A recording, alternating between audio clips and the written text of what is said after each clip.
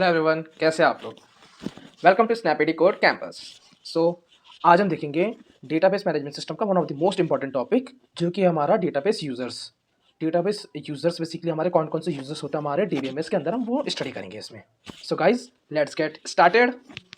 सो पहले यूजर की तरफ हम आते हैं। पहला यूजर है हमारा database administrator. Database administrator basically हमारा होता क्या है? डेटाबेस एडमिनिस्ट्रेटर हमारे किसी भी डेटाबेस सिस्टम का बॉस होता है।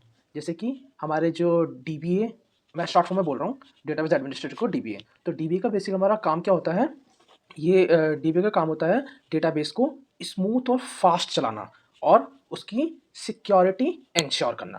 तो हम इसकी प्रॉपर डेफिनेशन देख लेते हैं। जो database dBA holds an important position in any DBMS environment. DBA are usually charged with the responsibility of maintaining the health as well as high performance of the database. जैसे कि मैंने आपको बताया, they guarantee the functioning and the protection of the database. Security बताता है, security को ensure करता है। अब इसकी कुछ की रिस्पॉन्सिबिलिटीज़ होती हैं, जैसे हम इसकी कैरेक्टरिस्टिक बोल सकते हैं या रिस्पॉन्सिबिलिटीज़ बोलें, तो हमारी कुछ इसकी रिस्पॉन्सिबिलिटीज़ होती हैं। पहली रिस्पॉन्सिबिलिटी है स्कीमा डिफाइन करना। अब स्कीमा डिफाइन करना बेसिकली हमारा स्कीमास बनाना। हम इसमें बेसिकली कह सकते हैं जो हमारा डेटाबेस का डिज़ाइन और उसका स्ट्रक्चर सेट करना, जैसे कि टेबल्स हो गए, इंडेक्सेस हो गई, रिलेशंस हो गए, इन सबको प्रॉपर्ली डिज़ाइन करना स्ट्रक्चर वे में। ठीक है, तो हम इसकी प्रॉपर डेफिनेशन देख लेते हैं। अगर हम पेपर में जो आपको लिखना है properly, DBA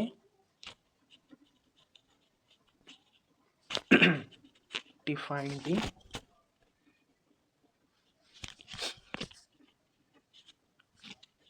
structure of the database, including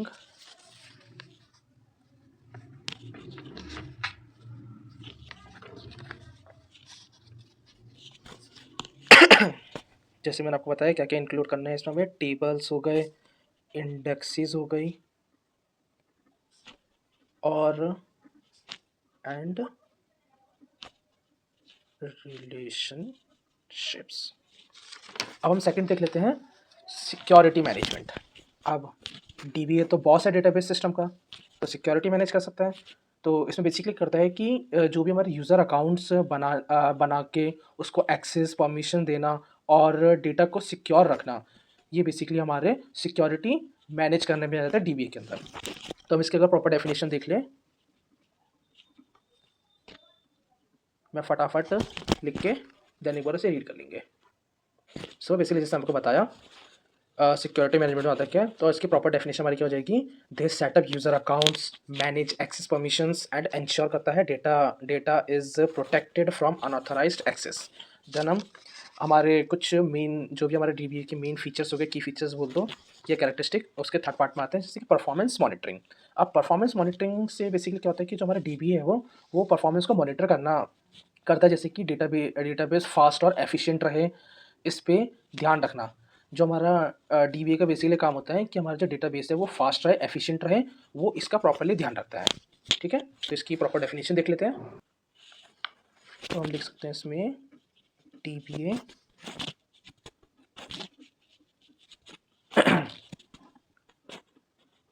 continuously monitor the database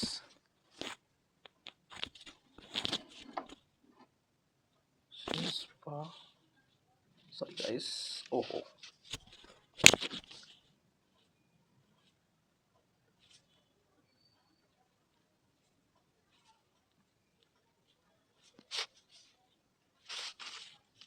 दोबारा लिख लेते हैं इसे, performance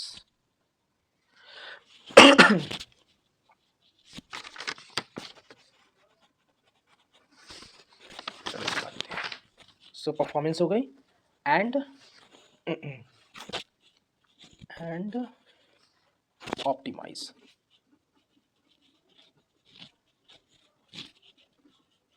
it for speed and efficiency। अब हम देखते हैं backup and recovery and data integrity. पहले आपको समझाते तो देन हम प्रॉपर इसकी डेफिनेशन फॉर्म में पूरा लिख लेंगे। आपको बिल्कुल इसी फॉर्म में अपने अगर आप एग्जाम में लिखते हो तो बिल्कुल भी आपके मार्क्स जाने की गुंजाइश कहीं पे भी नहीं रहेगी। तो हम देख लेते हैं बैकअप एंड रिकवरी। अब बैकअप एंड रिकवरी से क्या मतलब है, जो हमारा डीबीए है वो डेटा का बैकअप लेता है। मतलब डीबीए का जो हमारा बेसिकली काम होता है कि वो बैकअप लेते रहना और प्रॉब्लम आए तो उसे रिकवर करना।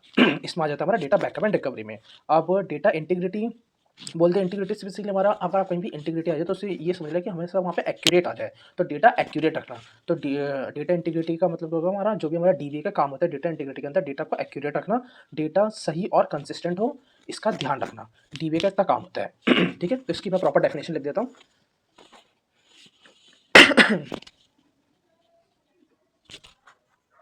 सो जैसे कि हमने देख लिया कि डीबीए की जो भी हमारी की रिस्पॉन्सिबिलिटीज होती है कि स्कीमा डिफाइन करना, सिक्योरिटी मैनेज करना, परफॉर्मेंस मॉनिटरिंग करना, बैकअप और रिकवरी लेना, डेटा इंटीग्रिटी करना। अब हम इसका एग्जांपल देखते हैं। एग्जांपल देखने से पहले मैं आपसे वो कहना चाहूँगा कि आप हमारे चैनल को ज़्यादा से ज़्यादा लाइक शेयर एंड सब्सक्राइब करें। सब्सक्राइब बहुत इंपॉर्टेंट है, सब्सक्राइब जरूर करें और इस वीडियोस को अपने फ्रेंड्स के साथ शेयर करें ताकि वो भी नॉलेज ले पाए, अपनी सेमेस्टर एग्जाम को अच्छे से कर पाएँ। सो गाइज, अब हम डीबीए का एग्जाम्पल देख लेते हैं। तो एग्जांपल बेसिकली एक शिपिंग कंपनी का ले लेते हैं। लाइक एक अगर हमारी शिपिंग कंपनी है, ठीक है, तो उसके डेटाबेस को मैनेज करना जिसमें कि हमारे शिपमेंट रिकॉर्ड्स हो गए और कस्टमर का डेटा हो गए, उसे सेफ और एक्सेसिबल रखता है। हमारा जो डीबीए है सिक्योर रखता है, सेफ, और हमारे जो डेटा है कस्टमर का डेटा है उसे करेक्टली स्टोर करता है। ठीक है, तो इसका एग्जाम्पल देख लेते हैं। लाइक हमने अगर जैसे अभी इमेजिन करा एक शिपमेंट कंपनी को, तो मैं प्रॉपरली लिख देता हूँ। सो गाइस, हमारा एग्जांपल क्या था, हमने इमेजिन कर लेते हैं एक shipping company, international shipping company है, लॉजिस्टिक सिस्टम जैसे पूरा नाम लिख दिया। तो इसमें बेसिकली हमारा डीबीए का काम क्या था कि वो डेटाबेस को मैनेज करे कि शिपमेंट के रिकॉर्ड्स हो गए, जैसे कि शिपमेंट के रिकॉर्ड्स हो गए, ट्रैकिंग इन्फॉर्मेशन हो गए, कस्टमर का डेटा हो गया, जिससे वो करेक्टली स्टोर करे, इजीली एक्सेस कर पाए और वो सिक्योर हो। ठीक है, तो हमारा फर्स्ट यूज़र होता है डीबीए। देन हम आते हैं अपने सेकेंड यूज़र की तरफ।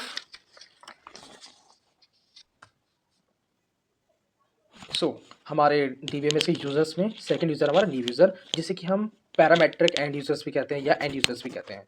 अब बेसिकली हमारे ये यूज़र्स होते कौन हैं, ये मतलब वो यूज़र्स होते हैं, मतलब सिंपल लोग होते हैं, जैसे कि हम हो गए, आप हो गए, जो भी मतलब किसी भी एप्लीकेशन को यूज़ करते हैं, लेकिन उनको क्या है कि उस डेटाबेस की नॉलेज नहीं होती कि वो कैसे काम करता है। बेसिकली वो सिंपल लोग होते हैं जो डेटाबेस का यूज़ करते हैं, लेकिन उनको पता नहीं होता कि डेटाबेस अंदर से कैसे काम करता है।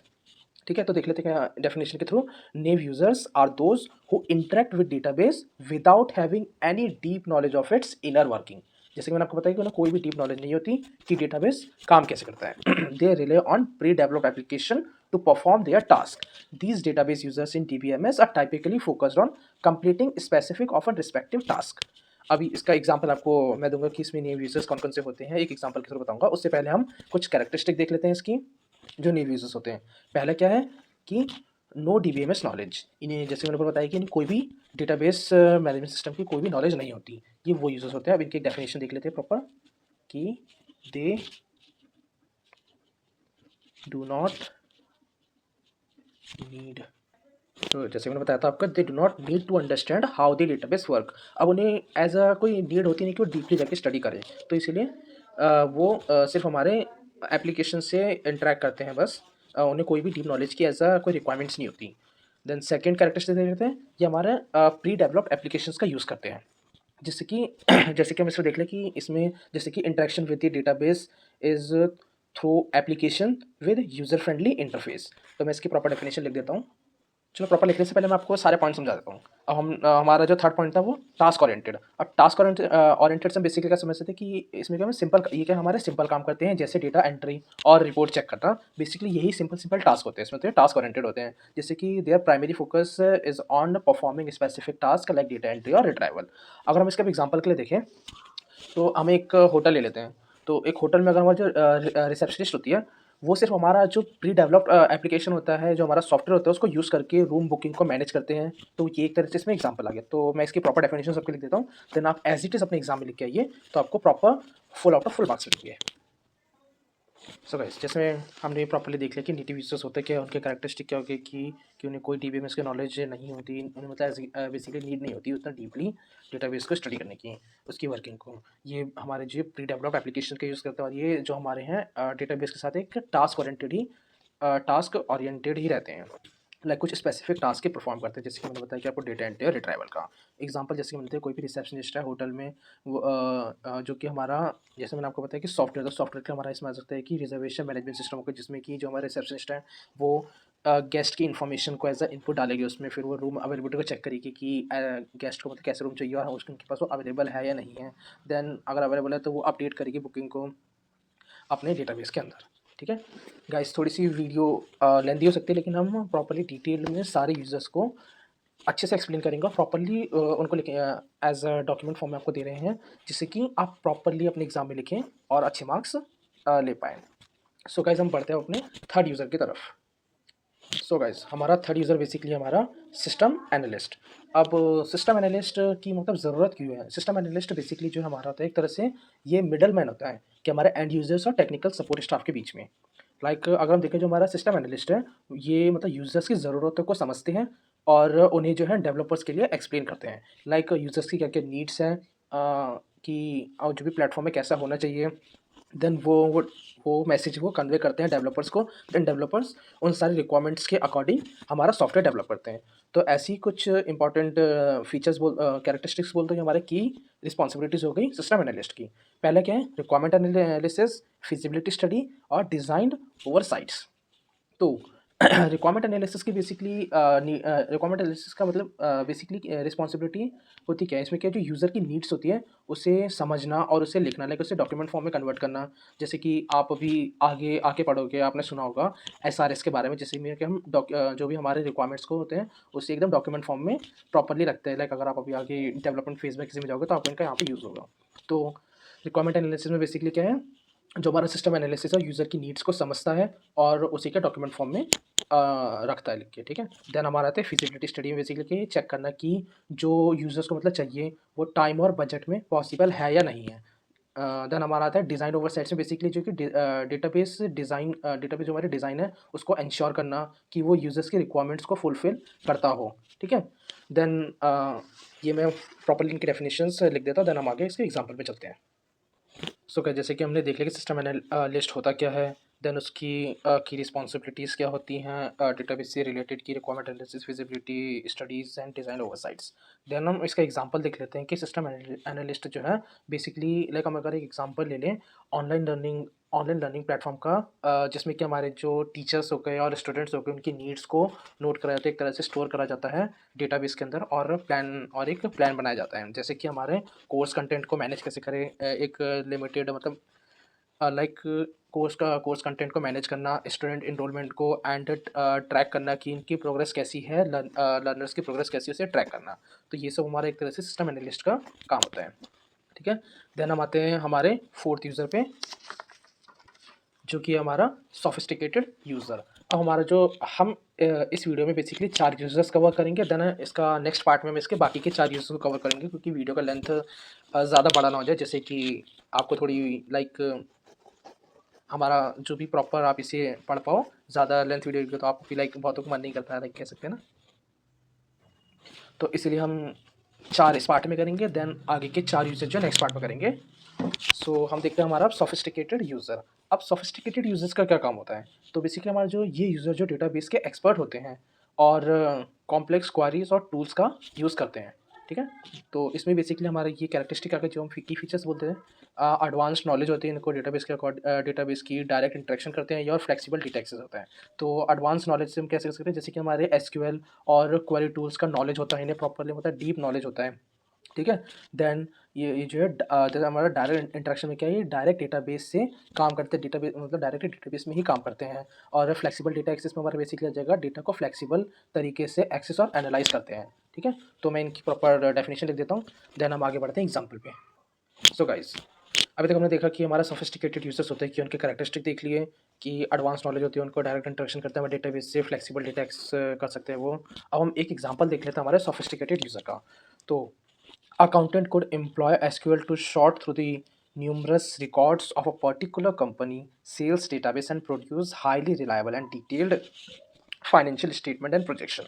It enables them to pull out certain data and calculate and analyze trends all from a database. तो इससे बेसिकली हम क्या, इसका मीनिंग बेसिकली क्या है कि हमारा एक जो हमारा सोफिस्टिकेटेड यूजर्स है, हम जैसे अकाउंटेंट ले लेते हैं, तो अकाउंटेंट जो है एसक्यूएल का यूज़ करके कंपनी की सेल्स डेटाबेस के कई सारे रिकॉर्ड्स को शॉर्ट करते हैं और डिटेल्ड फाइनेंशियल स्टेटमेंट्स, हमारी बेसिकली स्टेटमेंट्स और प्रोजेक्शंस हो गए, उसे बताते हैं।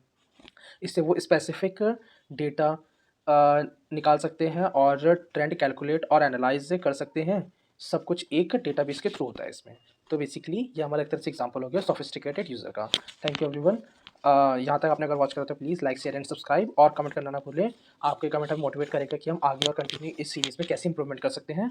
कैसा भी कमेंट हो, नेगेटिव पॉजिटिव, अपना कोई भी एक रिव्यू दें कि आपको कैसा लगा वीडियो, आपको कैसी लगी वीडियो, कि प्रॉपर समझ में आ रहा है कि या वीडियो की लेंथ कुछ ज़्यादा हो रही है, तो हम और शॉर्टली करेंगे इसे, लेकिन हम पूरी कोशिश करेंगे कि डिटेल्ड फॉर्म में हो सब कुछ। तो thank you everyone, have a good day.